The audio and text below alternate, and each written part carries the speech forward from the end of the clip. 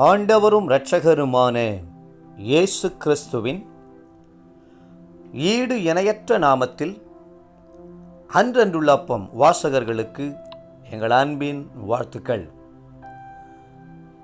2024 ஆண்டு ஏப்ரல் மாதம் 25 வியாழக்கிழமைக்குரிய தின தியானம். இன்றைய தலைப்பு சகோதரனிடத்தில். 1 பேதுரு 2:17 சொல்லுகிறது, எல்லாரையும் கனம் பண்ணுங்கள், சகோதரரிடத்தில் அன்பு கூறுங்கள். அப்போஸ்தலனாகிய பவுலும் யோவானும் அப்போஸ்தலனாகிய பேதுருவும் சகோதரரிடத்தில் அன்பு கூறுவதை குறித்து அதிகமாய் எழுதியிருக்கிறார்கள். ஒளியிலே இருக்கிறேன் என்று சொல்லியும் தன் சகோதரனை பகைக்கிறவன் இதுவரைக்கும் இருளிலே இருக்கிறான். தன் சகோதரனிடத்தில் அன்பு கூறுகிறவன் ஒளியிலே நிலை கொண்டிருக்கிறான், அவனிடத்தில் இடரல் ஒன்றுமில்லை. 1 யோவான் 2:9-10. சகோதரனிடத்தில் அன்பு கூறுங்கள், அது உங்களுக்கு பலனாக இருக்கும், மட்டுமல்ல மகிமையாகவும் விளங்கும். சகோதரர்கள் ஒருமனமாய் நின்று சாத்தானை எதிர்த்து நிற்கும்போது அவன் ஓடியே போய்விடுவான். ஒருவன் 1000 பேரை துரத்தலாம், 2 சகோதரர்கள் இணைந்து விட்டால் 10,000 பேரையும் துரத்தலாம். ஒற்றுமையாய் வாழ்வதனால் உண்டு நன்மையே, வேற்றுமையை வளர்ப்பதினால் விளையும் தீமையே என்று உலக கவிஞன் பாடி உணர்த்துகிறான். தேவப்பிள்ளைகளே, ஒரு மனதையும் அன்பின் ஐக்கியத்தையும் ஒரு மனப்பாட்டையும் காத்துக்கொள்ள வேண்டியது எவ்வளவு அவசியம்.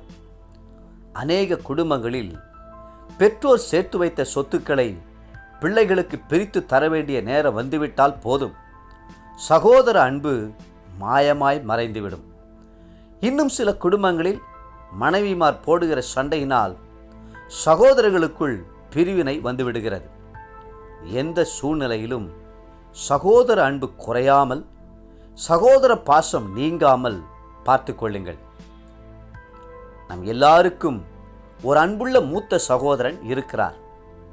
அவர்தான் இயேசு கிறிஸ்து. நம்மை சகோதரன் என்று சொல்ல அவர் வெட்கப்படவில்லை. எபிரேயர் 2:11 என்று வேதம் சொல்லுகிறது.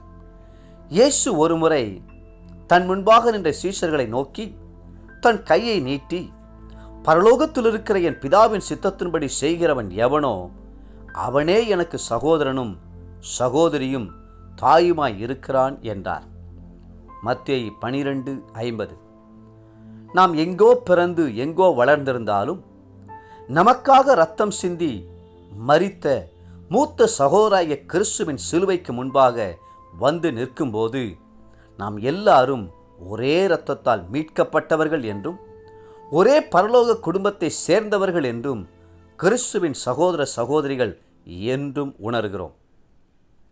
வேதம் சொல்லுகிறது, 133 சங்கீதம் 1 மற்றும் 3 வசனங்களில், இதோ சகோதரர் ஒருமித்து வாசம் பண்ணுகிறது, எத்தனை நன்மையும் எத்தனை இன்பமுமானது. அங்கே கர்த்தர் என்றென்றைக்கும் ஆசீர்வாதத்தையும் ஜீவனையும் கட்டளையிடுகிறார். அநேக குடும்பங்களில் உள்ள சகோதர சகோதரிகள் ஒற்றுமை இல்லாமல், ஐக்கியம் இல்லாமல், சண்டையும் சச்சரவுமாய் இருந்து தங்கள் வாழ்க்கையை கெடுத்துக் கொள்கிறார்கள். காயின் தன் கூட பிறந்த சகோதரன் மேல் பொறாமை கொண்டு அவனை கொலை செய்தான். ஏசா தன் சகோதரனாகிய யாக்கோபை வன்பகையாய் பகைத்தான். வேதம் சொல்லுகிறது, 1 யோவான் 3:15, தன் சகோதரனை பகைக்கிற எவனும் மனுஷ கொலைபாதகனாயிருக்கிறான். மனுஷ கொலைபாதகன் எவனோ அவனுக்குள் நித்திய ஜீவன் நிலைத்திராது. இன்றைய நினைவிற்கு 1 யோவான் 3:17. ஒருவன் இவ்வுலக ஆஸ்தி உடையவனாயிருந்து தன் சகோதரனுக்கு குறைச்சல் உண்டென்று கண்டு தன் இருதயத்தை அவனுக்கு அடைத்து கொண்டால் அவனுக்குள் தேவ அன்பு நிலை கொள்ளுகிறது எப்படி? இன்றைய வேத வாசிப்பு காலை 2 சாமுவேல் 21 மற்றும் 22 அதிகாரங்கள். மாலை லூக்கா 18 அதிகாரம் 24 43 முடிய. அன்புக்குரிய அன்றனுள்ளப்பம் வாசகர்களே, மீண்டும் உங்களை வாழ்த்துகிறோம். உங்கள் சகோதர சகோதரிடத்தில் அன்புள்ளவர்களாய் இருங்கள். கர்த்தர் தாமே உங்களை ஆசீர்வதி